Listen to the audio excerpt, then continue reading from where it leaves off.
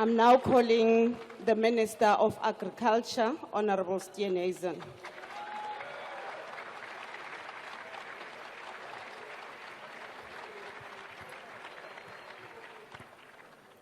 Madam Speaker, House Chairperson, Chairperson of the NCOP, Mr. President, honourable members. South Africa is in a crisis. For 10 years, our population has grown faster than our economy, making us poorer. We have the highest unemployment rate on earth, and that has now been the case for decades. Violent crime still destroys the lives and livelihoods of our people at a terrible rate. 70 of our fellow countrymen and women are murdered every single day.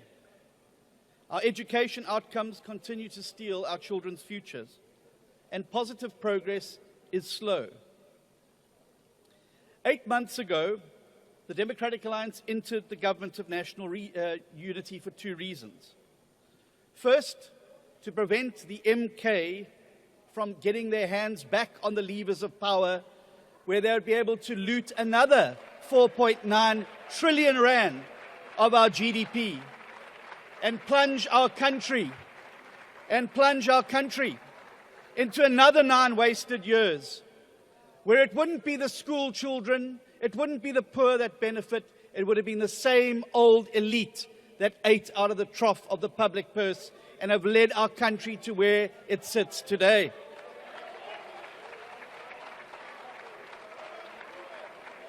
But we also joined the Government of National Unity. We joined the Government of National Unity so that we could play our part in helping to turn South Africa around. To turn the tide. Honorable Steenhuisen, please take your seat. Honorable members, for the last time, once again, I'm pleading with you. Don't drown the speaker on the floor. Over to you, Honorable Steenhuisen. We joined the Government of National Unity to turn our country round so we can finally turn our back on the looting, the corruption and maladministration that typified the 9 wasted years under President Jacob Zuma. But we also joined to be part of the growth and jobs agenda and to make sure that we confront the crises that face us. The truth is, we've persisted for far too long with policies that fail South Africa.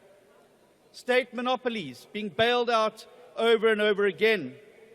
Excessive regulation that makes it harder for businesses to grow. Empowerment policies that benefited the few and not the many.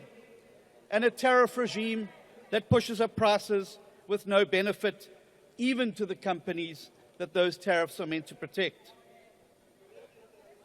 And underpinning that, a thoroughgoing lack of accountability, where those responsible can sit in the gallery of Parliament watching our proceedings instead of behind bars where they belong.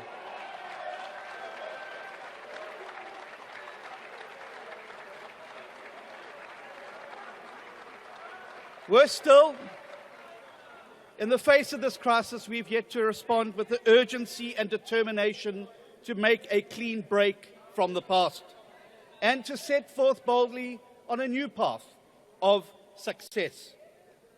And now, having made ourselves weak over those 9 wasted years, we confront a new threat. US tariff barriers, potential threat of AGOA, and possibly even sanctions by a regime driven by an administration that will put America's interests ahead of ours. And make no mistake about that. And so what do? When a country faces a crisis, it needs to unite and navigate the threat. And that is what we must do now. And the GNU must practice what it preaches. And that is why, in a variety of portfolios, we've taken a decision to focus like a laser beam on growth and jobs. And that was what the President set out in the SONA. I was in Ceres yesterday to mark the first shipment of South African apples to Thailand in 16 years. Just one example of how this government is opening up new markets for our agricultural products. Solly Malatsi, ministers on a mission to get fast, reliable broadband into the hands of millions of people in rural areas. Dr. Schreiber opening South Africa to skills and to tourists. Minister McPherson fast-forwarding infrastructure projects. Honourable Minister Garube focusing on long-term education excellence through a strategic reorientation. And Minister George ensuring regulations to enable sustainable growth. We need to approach our trading partners now and seek to lower... Steenhuisen, please take your seat. Honourable Member. Will John Steenhuisen take a question? Honourable Steenhuisen, can you take a question? No, I wasted 9 years listening to this stuff in the House under under his his previous take a leader. question. Please sit down, member. You can proceed, Honourable Steenhuisen. We must turbocharge Operation Vulindlela. We must take up the World Bank's offer of a government-wide regulatory review. We must bring down the costs of living for our consumers. We must allow equity alternatives to ownership requirements in every sector. And we must make the bold decisions that are required to get our country moving forward. But there's one more thing we must do. There's one more thing we must do. And that is remember that South Africa cannot succeed unless everybody in South Africa succeeds, and I mean everybody, no exceptions. And that means we must redress the wrongs of the past, but we must do so in a way that grows employment and grows our economy. It makes no sense, for instance, that 30 years of transformation has occurred alongside a 50% increase in unemployment. We cannot redress the past by compromising the present or sacrificing the future. We must ensure that we respect cultural and language rights, which exist precisely because South Africa is a diverse and divided country. And we must ensure that every single South African feels safe in their homes and at their place of work. And that includes our farmers and farm workers. The dismantling of the rural safety units was a catastrophic mistake, and it opened the door to a collapse of rural policing and the targeting of our farmers and farm workers of all races by violent criminals and syndicates. Just this weekend, I was in Tabanchu, in Vicksburg, and other parts of the Free State, with commercial farmers and small-scale black farmers, to listen to their heartbreaking stories about how they fear for their families' lives, and they are preyed upon almost monthly by syndicates of stock thieves who destroy their opportunity to grow their businesses. Cases get opened but are never investigated. They know who is responsible but cannot secure arrests or convictions. This situation cannot go unaddressed. And as a result, in my capacity as Minister of Agriculture, I'm announcing that we're going to work with the sector to design a comprehensive plan to combat farm murders, stock theft, and improve rural safety.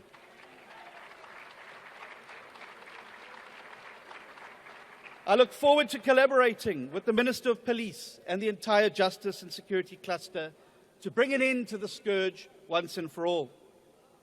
Madam Speaker, we live in times of both great hope but also great fear. It is time for us as leaders, the people of this House, to lead by example. We should seek to unite, not to divide. We should seek to build, Mr. President, not to break. We should choose to reflect the best of ourselves and banish the worst. Madam Speaker, we must recognize the moment that we find ourselves in for what it is, a moment of great danger for the people of South Africa. For if they fall prey to the historic revisionism that we've just heard from the Honourable the Leader of the Opposition, they could lull themselves into some complacency that somehow things were better when those policies and persons were in charge. Nobody took more advantage of the people of South Africa than the leader of Umkhonto we Sizwe, even using their money to build his own house while people lived in poverty. And we must reject the revisionism, because had we had that 4.9 trillion rand that was stolen under Mr. Zuma, we would have schools that were working, clinics that were functioning, police and nurses on the streets, and South Africa would be a better place. But never you mind, Mr. President, it's up to us now to pick up the baton and to take this country forward. But it means that we need to do whatever we can to turn the economy around. The time for a break with failed policies is now. The time for a new approach Honourable is Minister, now. your time is up. Now is the You time. can take your seat. Thank you.